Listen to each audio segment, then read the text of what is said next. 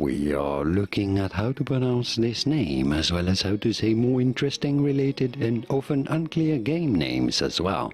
So make sure to stay tuned and consider subscribing for more learning. This is the name of a multiplayer board game.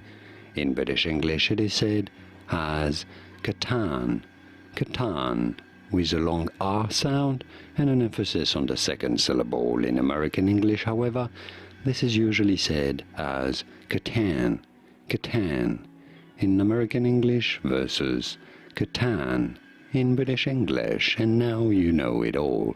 Did you get this? Was this any helpful? Let me know in the comments and by using the like button. Thank you kindly for your support.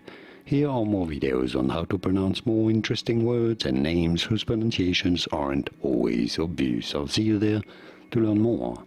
Thanks for watching.